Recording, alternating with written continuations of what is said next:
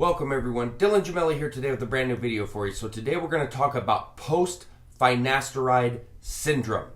But before we get into that, I have to reiterate that I am not a doctor. Anything I say in these videos is for your entertainment purposes only. What you do with this information is completely and utterly up to you, and I am not advising nor condoning you to use any of the things that we discuss whatsoever. So let's jump into this. Now, anybody that's followed me for a significant amount of time knows that I am like 1,000,000% against finasteride use, dutasteride, all of these 5-alpha reductase. I am totally against them.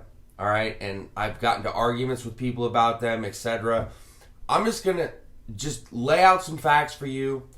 I'm gonna link you to some studies in the description as well that I've gone over.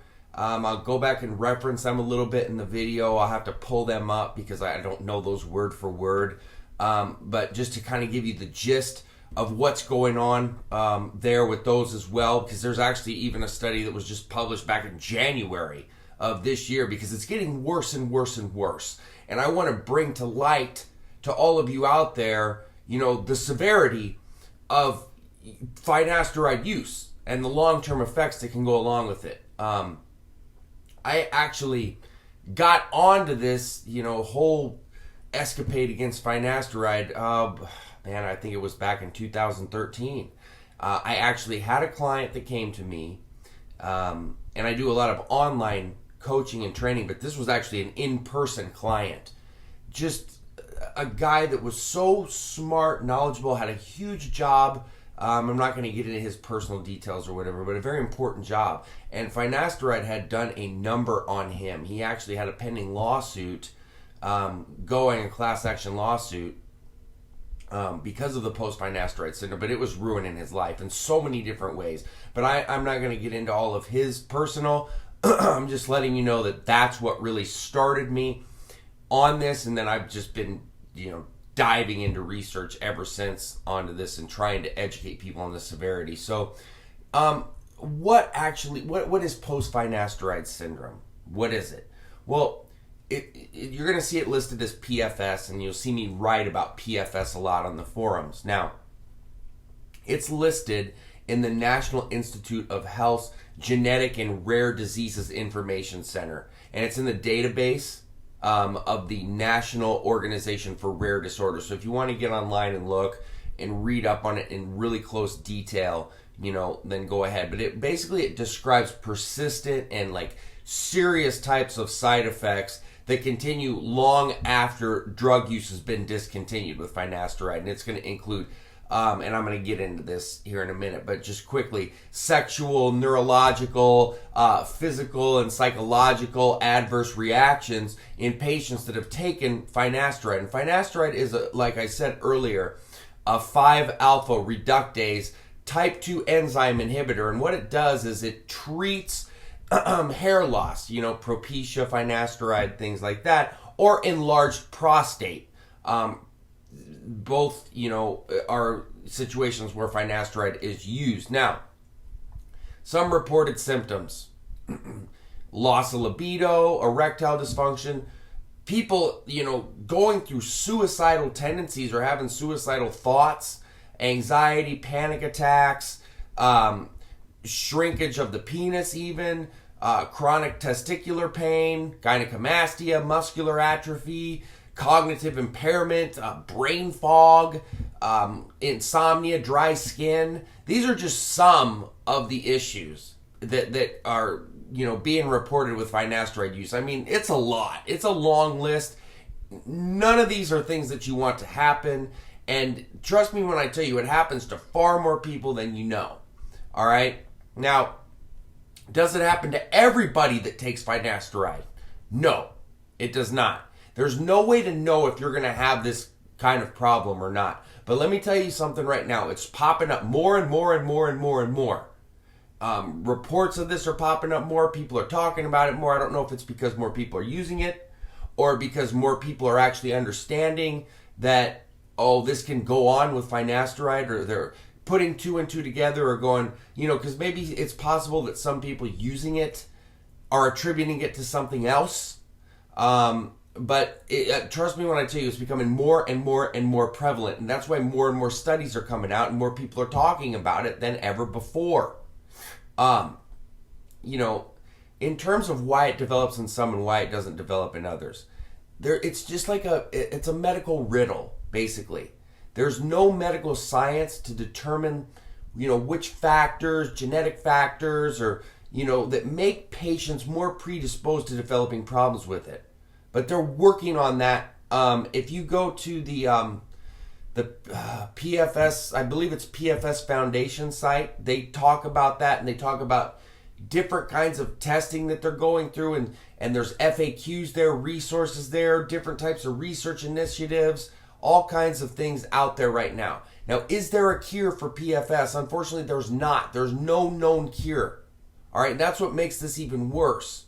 And there's few, if any, effective treatments. I have seen some people say that Prevalence has helped them, while others say that it was just a waste of their time. And I don't know if there was a direct effect on there, if they were just getting over it naturally or what, but many people never, ever, ever get over it. Okay, and it just gets worse as time goes on. Are there any reports about PFS patients that have just recovered 100% better?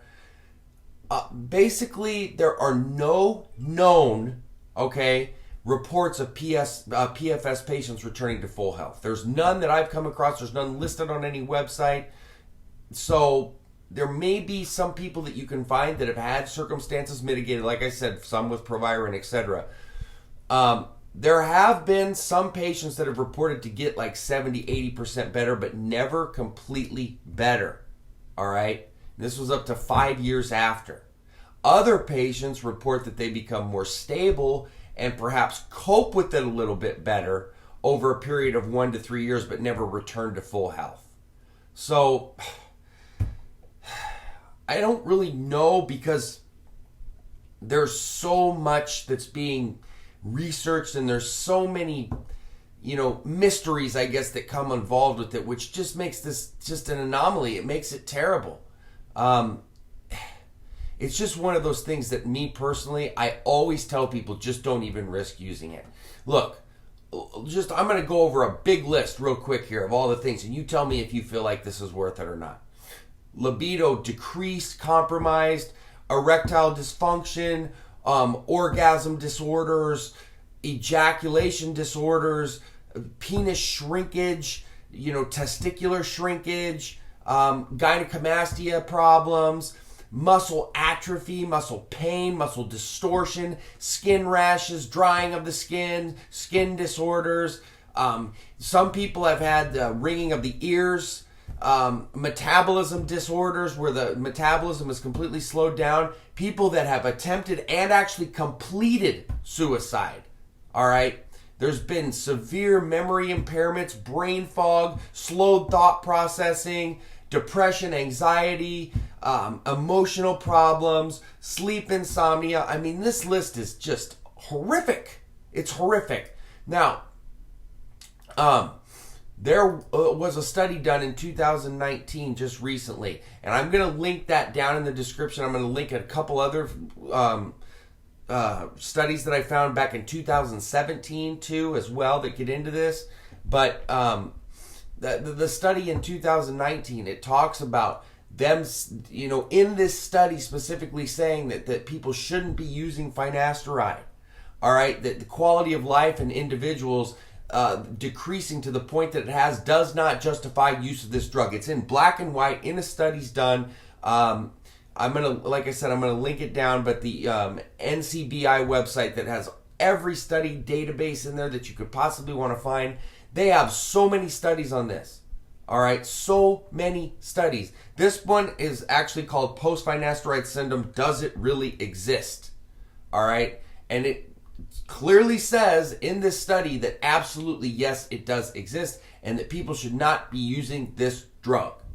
All right, I'm not saying that one study is the end-all be-all, but there's several other studies that back this up. This one just happens most recent, and I mean being done just, I mean, what are we in right now? April, so just 3-4 months ago. So I'm telling you, there's a lot out there on this. I can't sit here and talk all day on it on a video, but I could if you wanted to sit down and chop it up with me. So, post-finasteride syndrome, no joke whatsoever. I know there's people out there that are still going to want to argue with me about it. That's fine. I'm not going to argue with you because the facts are the facts. They're on paper. So, I guess it's your call on what you think is worth it or not. So, that being said, isarms.com/forums. I'm also on the Evolutionary Forum as well as the Elite Fitness Forum. You can email me, Dylan@isarms.com, and please don't forget to subscribe to the channel. That being said, stay tuned for plenty more to come. Dylan Gemelli, signing off.